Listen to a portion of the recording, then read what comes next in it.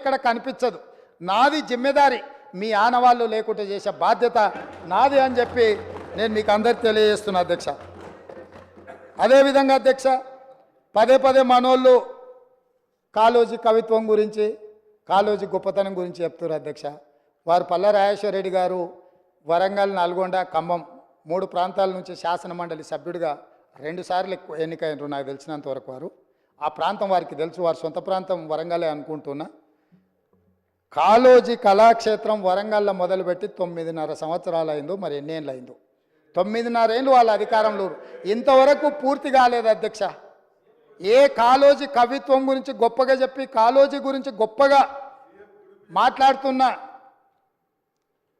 వాళ్ళు ఈ ప్రస్తావన తెచ్చిన పల్లా రాజేశ్వర రెడ్డి గారు, నేను మీకు గుర్తు చేయదలుచుకున్నా, కాళోజీ కళాక్షేత్రం వరంగల్లో మొదలుపెట్టింది ఎప్పుడు, ఈ రోజుకు అక్కడ మొండి గోడలతో నిలబడ్డది. ఈ కళాక్షేత్రాన్ని కూడా పూర్తి చేసి కాళోజీ గారి గౌరవాన్ని నిలబెట్టే బాధ్యత మా ప్రభుత్వం తీసుకుంటుంది.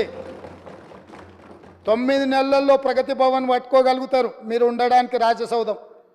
అదేవిధంగా ఎంతమంది అడ్డం పడ్డా, మీ వాస్తు సరిగ్గా లేదనో, మీ దశ దిశ మార్చుకోవడానికో సచివాలయాన్ని ఆగమేఘాల మీద పూర్తి చేసుకున్నారు, పూర్తి చేసిండ్రు, బాగానే ఉంది. కాళోజీ కళాక్షేత్రం ఎందుకు పూర్తి చేయలేదని ప్రజలు అడుగుతున్నారు. మా కాకపోయినా ప్రజలకు సమాధానం చెప్పండి. ఇది తెలంగాణ సంపద కాదా కాళోజీ కళాక్షేత్రము? ఈ తెలంగాణ ప్రజల ఆత్మగౌరవం కాదా? కాళోజీ కళాక్షేత్రాన్ని కూడా 9.5 సంవత్సరాలు సమయం ఇచ్చిన పూర్తి చేయలేని ప్రతిపక్షం మమ్మల్ని మీరు అది చేయలేదు, మీరు ఇది చేయలేదు, మీరు చెప్పిందంత ఏమైంది అని ఏం మాట్లాడుతున్నారు అధ్యక్ష? మాట్లాడే ముందు ఒక్కసారి జీడిగింజను అడిగినరంట, ఏంది నీ సంగతి అని. నాకేడి సిగ్గు, నేను మొత్తం నల్లగానే ఉన్నా కదా, ఏ పక్క చూసినా అని అన్నదంట. గట్లనే ఉంది మీరు చేసే వ్యవహారం అంతా. అదేవిధంగా అధ్యక్ష, ప్రాజెక్టులు, దీని విషయం కొంచెం మనం మాట్లాడుకోవాలి. ఎందుకనంటే 5 సంవత్సరాలు హరీష్ రావు గారు, 5 సంవత్సరాలు కల్వకుంట్ల చంద్రశేఖరరావు గారు సాగునీటి పారుదల శాఖ మంత్రులుగా పనిచేసిండ్రు. ఇక వారికి ఉన్న అనుభవం, వారికి ఉన్న జ్ఞానము, వారికి ఉన్న మేధో సంపత్తి వాళ్ళ మాటల్లోనే చాలాసార్లు మనం విన్నాం. ఈ సభలో కూడా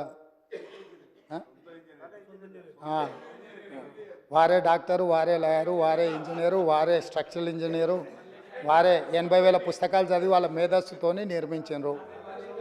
మేడిగడ్డ కడితే మేడిపండు అయింది. ఇక అన్నారం సంగతి నేను చెప్పాల్సిన పర్లేదు. సుందీళ్ళు ఎప్పుడేమవుతుందో తెలియదు, పంపు సెట్లు ఏమైనాయో తెలియదు. ఇవాళ వీటి మీద చర్చ వచ్చినప్పుడల్లా, కాళేశ్వరం అవినీతి గురించి చర్చ వచ్చినప్పుడల్లా కృష్ణానది జలాలను ప్రాజెక్టులు అప్పచెప్పినరు అని మాట్లాడుతున్నారు అధ్యక్ష. ఇవాళ నిజంగానే వాళ్ళు మాట్లాడినప్పుడు, నిజంగానే ఈ ప్రాజెక్టుల మీద జరిగిన అవకతవకలు కావచ్చు, లేకపోతే తప్పిదాలు కావచ్చు, వీటిని ఎట్లా సవరించుకోవాలి, ఎట్లా ముందుకెళ్ళాలి, ఎట్లా ప్రాజెక్టులను కాపాడాలి.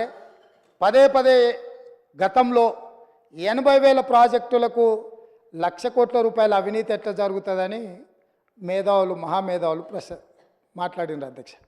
ఇవాళ 1,47,000 కోట్ల రూపాయలకు అంచనాలు వచ్చినాయి. 97,500 కోట్ల